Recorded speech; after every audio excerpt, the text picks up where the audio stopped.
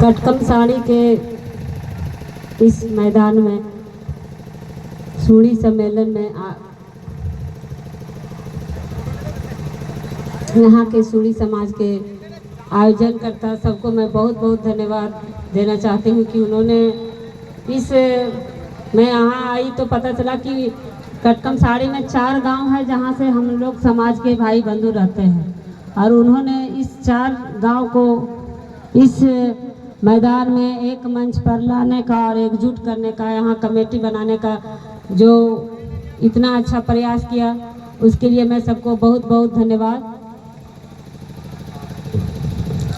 इस सूड़ी सम्मेलन में आए हुए हम लोग के सूड़ी समाज के राष्ट्रीय संयोजक श्री रणवीर भारती जी, यहाँ उपस्थित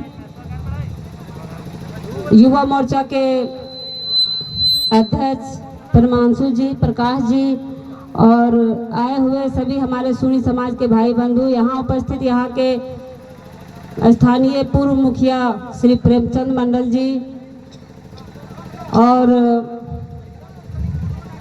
मैं सभी भाइयों का नाम तो नहीं जानती, सभी का मैं हार्दिक अभिनंदन करती हूँ, स्वागत करती हूँ और उपस्थित यहाँ के सभी तमाम हमारी गार्जियन स्वरूप माताएं, हमारी सभी बहनें और सभी भाइयों सभी का मैं हार्दिक स्वागत और अभिनंदन करती हूँ।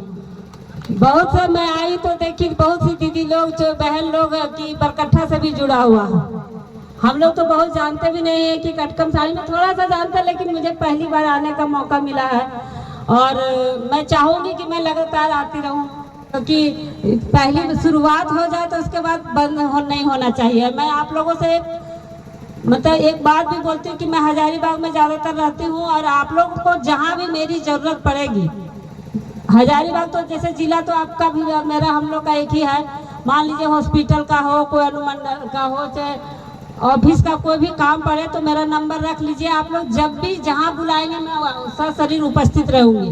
और ये सूड़ी सम्मेलन कराने बहुत पहले भी हम लोग के सांसद और बहुत से ऊंचे बीजेपी में जो है बोलते थे कि बरकट्ठा में सूड़ी सम्मेलन करा, लेकिन हम उतना ध्यान नहीं दिए, सोचते थे कि हम करेंगे तो कोई जाति के टैग में नहीं बनना चाहते, नहीं तो बाकी जाति लोग चुने।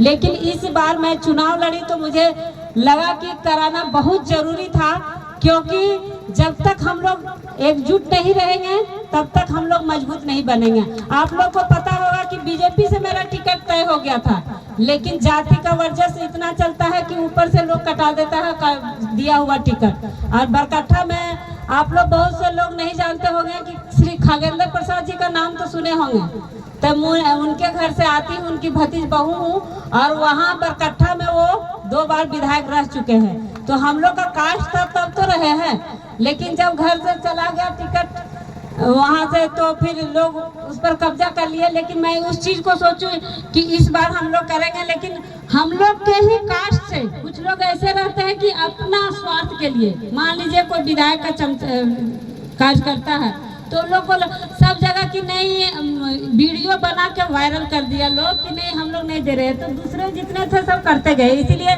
जाति में एकजुटता होना चाहिए। और मेरा भी कुछ गलती था कि मैं अचानक से टिकट कटा तो बिना किसी को पूछे, जैसे बिना हम नहीं तो उन लोग का नहीं दे सकते, अपना भी है कि हमको सबसे पूछ के एगो बैठक बुला के करना चाहिए था।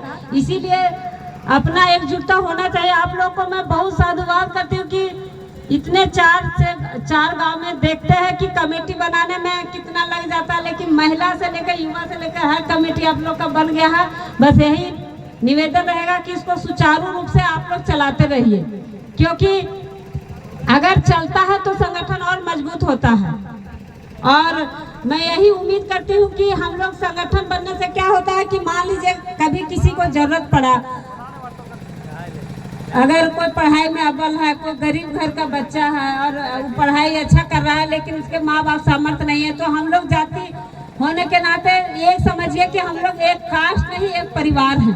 जब तक आप परिवार नहीं समझिएगा तब तक हम लोग विकास नहीं कर सकते। तो अगर कोई बच्चा उस तरह का है तो हम लोग को सब मिलजुल कर उसे पढ़ाना है, आगे बढ़ाना है। और जब तक राजनीतिक चेतना नहीं आएगी हम कुछ नहीं होगा। एक बताते हैं कि हम लोग के एक बहन है, उनका बेटा यूपीएससी में निकाला था हजारीबाग का, लेकिन ओबीसी के चक्कर में फंस गया। हम लोग का अगर कोई सांसद रहते तो लोग सब हमें बात उठाते न, लेकिन नहीं है तो कोई नहीं उठा पाते। इसीलिए राजनीतिक चेतना बहुत जरूरी है, तभी हम लोग का हक अधिकार मिलेगा। जब तक आपकी आवाज को कोई ऊपर उठाने वाला नहीं रहेगा हम लोग कुछ नहीं कर सकते हैं। इसीलिए राजनीतिक चेतना जमीन से जुड़ के ही आता है। जब तक जमीन से हम लोग की चेतना, अभी सबसे पीछे हम ही लोग का कास्ट है, चीज मानते कि नहीं? बाकी चीज में देखिए कि अभी जयराम महतो उभर के क्यों आए इतना, वो कोई भी कास्ट को टिकट दे, लेकिन अगर जो उनका कास्ट का लोग है वो वोट उन्हीं को देगा। यादव में भी ये चीज है।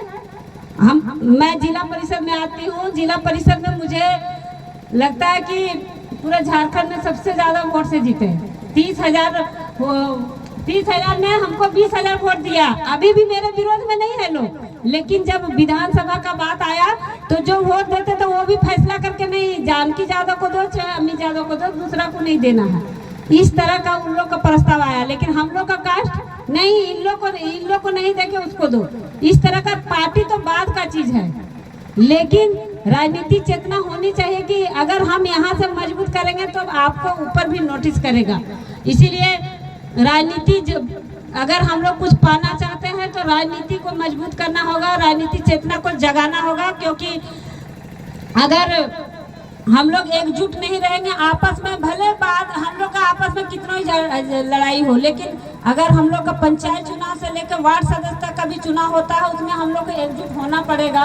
अभी देखिए हमारे मुखिया जी यहाँ बैठे हैं, कुछ वजहों से मतलब जो भी हो, कहीं ना कहीं होगा कि